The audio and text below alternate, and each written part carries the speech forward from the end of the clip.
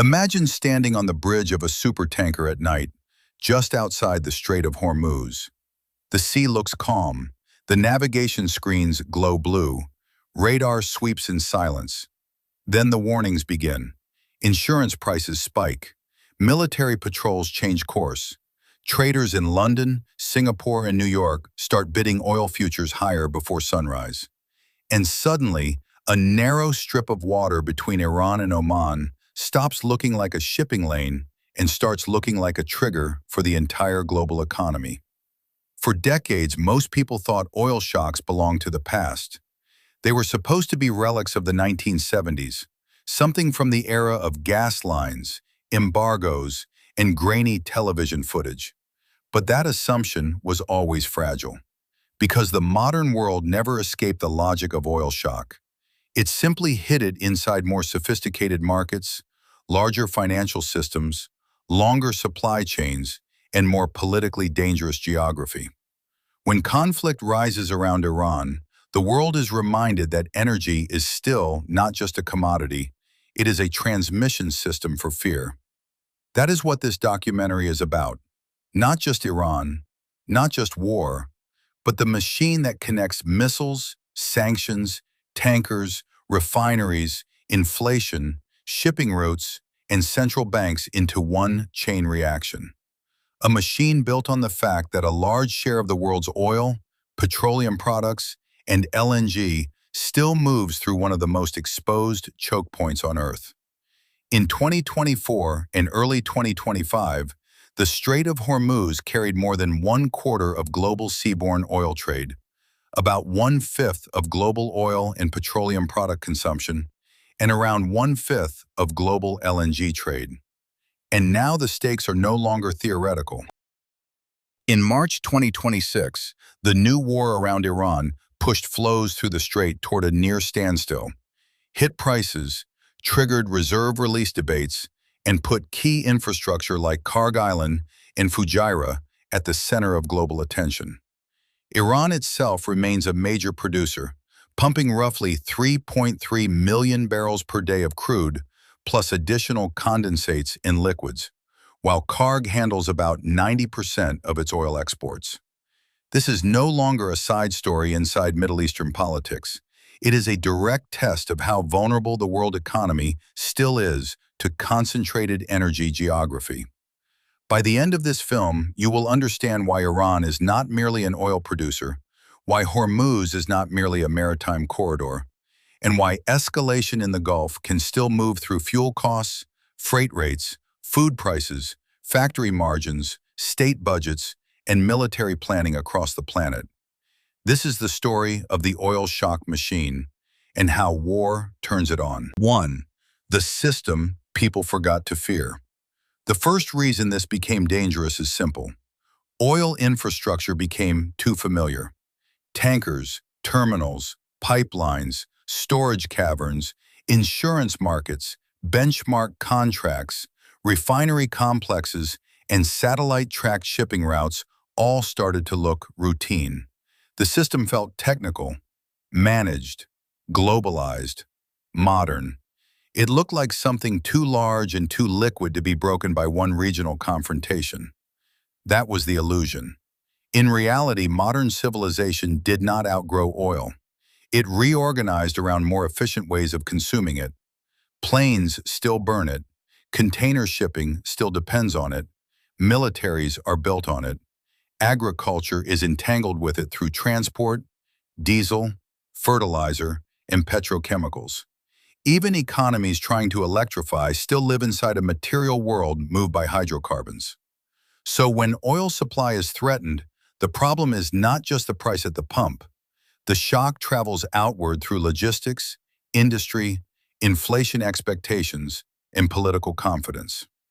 Iran sat inside this system in an especially misunderstood way. For years, it was treated as a sanctioned producer on the margins, weakened by restrictions, isolated by banking barriers, and constrained by geopolitics. That reading missed the deeper reality. Iran remained deeply connected to the market through geography alone. It sits beside the single most important oil transit choke point in the world. It also kept exporting significant volumes, much of them to Asia, and especially China, often through networks that adapted to sanctions with opaque ownership, ship-to-ship transfers, false flags, and shadow fleet practices. That is why sanctions never solved the core issue. They pressured revenue, complicated financing, and forced Iranian barrels into darker channels. But they did not erase Iran from the energy map. If anything, they created a more secretive, more criminalized, and less transparent oil ecosystem. A market where cargoes could still move, buyers could still emerge, and risk could be disguised until the moment it was repriced all at once. The result was not stability, it was latent volatility. Then there is the location of the infrastructure itself. Karg Island is not a symbolic asset. It is a physical loading node of enormous significance, with deep water access for large tankers, major storage capacity, and direct importance to Iranian exports. Reuters reported on March 14, 2026, that Karg held around 18 million barrels in stock in early March and has storage capacity of roughly 30 million barrels. A strike there is not just a battlefield event, it is a market event because it compresses geopolitics into barrels, loading schedules, insurance costs, and risk premiums within hours. The world underestimated this system because it confused complexity with resilience. It assumed that because energy markets were global, they were therefore flexible. But global systems are not automatically flexible. Often they are merely interconnected, and interconnected systems can absorb shocks quietly for a while, then fail dramatically when too many pressure points activate at once. Oil is one of the clearest examples. It looks diversified on paper, yet a huge amount of actual movement still depends on a few terminals, a few sea lanes, a few state decisions, and a few days of calm.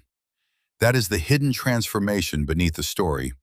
Oil was treated as a market, but in moments like this, it reveals itself as strategic infrastructure. And strategic infrastructure, once threatened, does not behave like an ordinary market at all. It behaves like a battlefield with prices attached. 2. The fragility beneath the flow. Here is the real shock beneath the shock. The global oil system was built for a world that assumed movement. It assumed tankers would pass, insurers would underwrite, ports would function, and traders would always be able to reroute around trouble. But some parts of the system cannot be rerouted at meaningful scale. The Strait of Hormuz is one of them. In the first half of 2025, total oil flows through the strait averaged 20.9 million barrels per day, equal to about 20% of global petroleum liquids consumption. The world can diversify suppliers more easily than it can replace geography. The first structural weakness is concentration. Too much oil and gas transit is packed into one narrow corridor. The IEA stated in February 2026 that nearly 15 million barrels per day of crude, about 34% of global crude oil trade, passed through Hormuz in 2025, with most of those barrels headed to Asia. China and India together received 44% of those exports. Around one-fifth of global LNG trade also moved through the same choke point. This means a disruption in the Gulf is not merely a Middle Eastern problem. It is an Asian industrial problem, a shipping problem, a fertilizer problem, a power generation problem, and eventually an inflation problem everywhere else. The second weakness is limited bypass capacity. There are workarounds, but they are partial. The UAE's Habshan-Fujairah pipeline can move crude outside the strait, and Fujairah has become a major storage, bunkering, and export hub. But bypass lines are finite, ports outside Hormuz can become targets themselves, and rerouting does not magically recreate all the missing capacity of the Gulf. Reuters reported that Fujairah exported more than 1.7 million barrels per day of crude and refined fuels in 2025, while the Habshan-Fujairah pipeline can carry about 1.5 million barrels per day. Useful, yes. Sufficient for a major regional shutdown? No. The third weakness is time. Oil markets do not need a total closure to panic. They only need uncertainty about duration. Traders can survive a brief disruption if they believe flows will resume. They price something far more dangerous when they suspect that attacks, retaliation, and counter-retaliation could stretch for weeks. That is why estimates move so violently. Barclays said on March 13, 2026, that if the Strait normalized within 2 to 3 weeks, Brent might settle around its revised forecast. But if disruption lasted 4 to 6 weeks, prices could rise toward $100. The price is not only measuring lost barrels, it is measuring fear about how long the system can remain impaired. The fourth weakness is opacity. Sanctions and geopolitical pressure did not reduce risk. They redistributed it into darker channels. Shadow fleets, older vessels, spoofed signals, weak insurance structures, indirect buyers, and informal trade networks all make the market harder to read in real time. China's own ports have tried to tighten restrictions on some high-risk vessels, and the United States has repeatedly sanctioned tankers and firms tied to Iran's petroleum trade. But opacity remains part of the architecture. In crisis, that means less visibility, less confidence, and more abrupt repricing. Then there is refining. Modern oil shocks are not only about crude extraction. They are also about what happens when refineries, product export routes, and gas processing facilities become unusable. The IEA's March 2026 report warned that with the Strait near standstill, more than 3 million barrels per day of regional refining capacity had already shut, and more than 4 million barrels per day was at risk as storage filled and export outlets disappeared. This is where the system shows its age. It was built on the assumption that producers could always move molecules outward. When that assumption fails, bottlenecks multiply inside the system itself. So the real problem is not simply that the world still uses a lot of oil. It is that the architecture of oil movement remains concentrated, choke-pointed, financialized, and deeply exposed to coercion. We built a just-in-time civilization on top of a few maritime gates and called it resilience. That worked in a calmer era.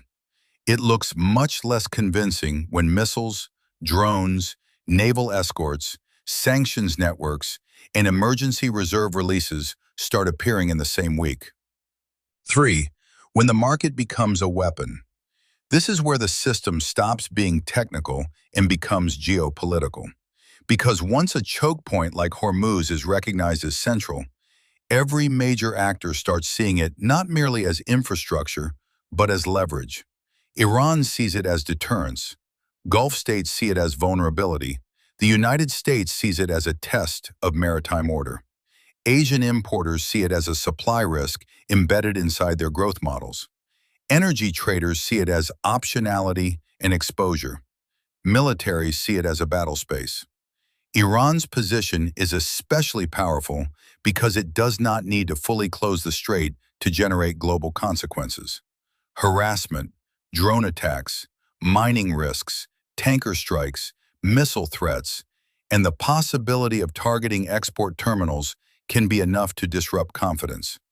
Reuters reported on March 12, 2026, that oil jumped sharply as Iran intensified attacks on oil and transport facilities and vowed to keep the strait shut.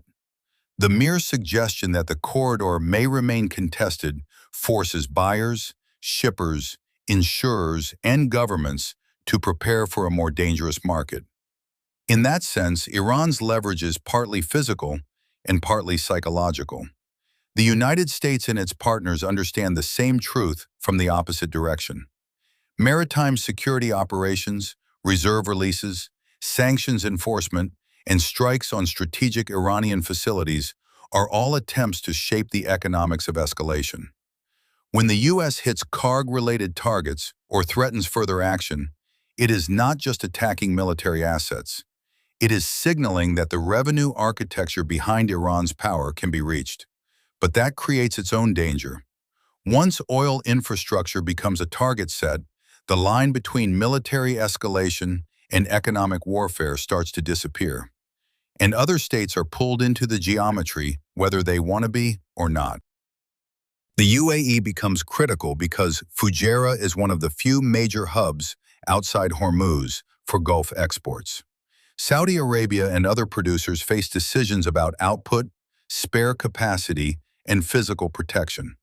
China becomes central because it is the dominant buyer of Iranian crude and one of the largest end markets for Gulf flows more broadly.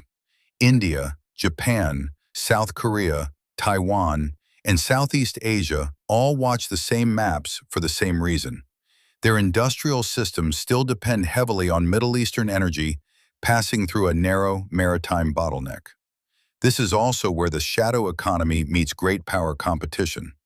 Sanctioned cargoes, shell companies, aging tankers, false registries, and opaque financing chains are not just criminal workarounds.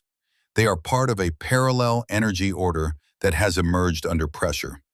A darker oil market, less transparent, less regulated, and more useful to states that want revenue without compliance. That parallel market does not sit outside geopolitics. It is one of geopolitics' tools. This is why the fight is already happening. Not someday, not in theory. It is happening in shipping lanes, in futures curves, in sanctions offices, in satellite tracking firms, in port state inspections, in insurance clauses, and in military planning rooms from Washington to Tehran to Beijing. The old assumption was that oil markets would calm politics because everyone needed stability. The darker reality is that interdependence can also become an instrument of coercion. The more dependent the system is, the more dangerous controlled disruption becomes. And this is what makes Iran so central to the oil shock machine. It is not simply that Iran has oil. Many states have oil.